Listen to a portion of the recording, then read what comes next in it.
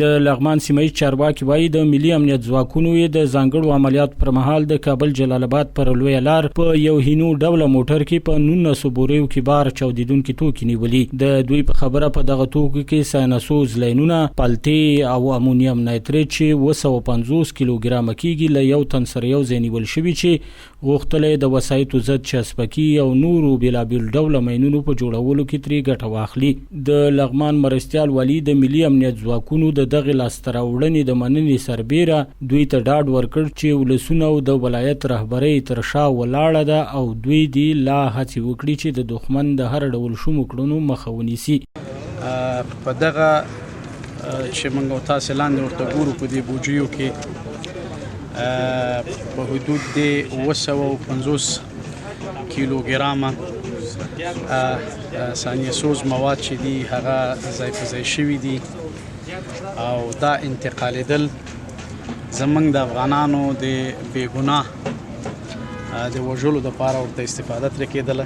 یقینا ګورئ دا د موږ او تاسې ملي ځواکونه چې دي دوی د مسلمانانو خاصتا د افغانستان په هغو کنډرونو باندې ناست دي چې یعنی د هغې توصیف نه کېږي. زه ستاسو اوس په کلماتو کې ووایم یعنی ته داسې فکر وکړه چې الله تعالی فرمایي اعوذ بالله من الشیطان الرجیم بسم الله الرحمن الرحیم ومن یقتل مؤمنا متعمدا فجزاؤه جهنم. که څوک یو مسلمان سړی په ناحقه باندې وژني د هغه ځای جهنم دی. په دې معنا باندې ومن احیاها فکأنما احیا الناس جمیعا دا قرآني آیت دی. که څوک د یو مسلمان ژوند ژغوري نو هغه گویا دا چې د ټول انسانیت ژوند دی وژغورلو.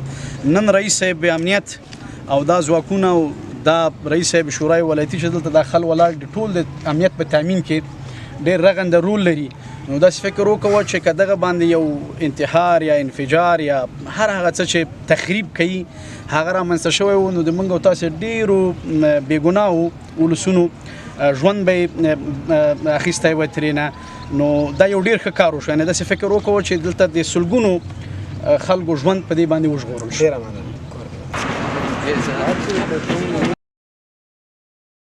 په همدې حال کې د لغمان ولایتي شورا رئیس عتیق الله عبدالرحیمزي د ملي امنیت ځواکونو د دغې لاسته راوړنې باندې خوښي وښوده او په وسلوالو طالبانو یې غږ وکړ چې په هېواد کې روانه جګړه دې بنده کړي. هغه په لغمان کې د ټولو امنیتي او دفاعي ځواکونو او د ولایتي ادارې ترمنځ د غوره همغږۍ د ستاینې سربیره د ولسونو له ادرشه بشپړې همکارۍ ډاډ ورکړ.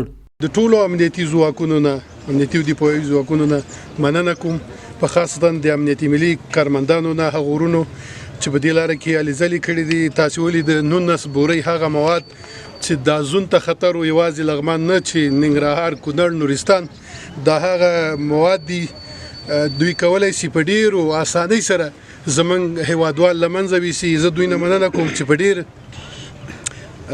هغه تکلیف باندې چې دوی تیر کړی ده د شپې د ورځې او دوی پسې سوي دی نیولي دي د دوی د دغې لاسته راوړنې رئیس صاحب او د دوی ټولې رهبرۍ ته مبارکي وایي مکورې ودان چې دومره تکلیف یې تیر کړی د خلکو ژوند دی وژغوره.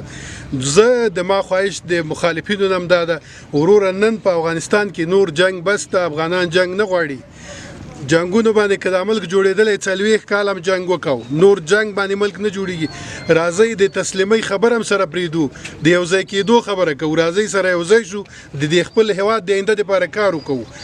دا هیواد به په یو ځای کېدو جوړېږي، دا په جنګونو نه جوړېږي. نو غوښتنه به بیا هم دا ده د دوی ته بیا هم دوی نه غوښتنه کوم د دغسې اعمالو مخه ونیسئ او په ولس هم غږ کوم چې دوی سره همکاري وکوئ.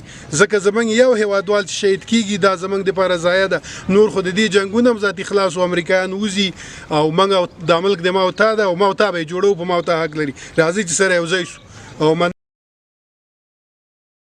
د لغمان د سیمهیزه مسؤلینو په خبره په دې وروستیو کې امنیتي ځواکونو په لغمان ولایت کې د وسلوالو طالبانو د ګڼو تخریبي کړنو مخه نیولې چې ورسره د لسګونه پیښو د رامنځته کېدو مخه نیول شوې. سباون ساحل، روحي نیوز، لغمان.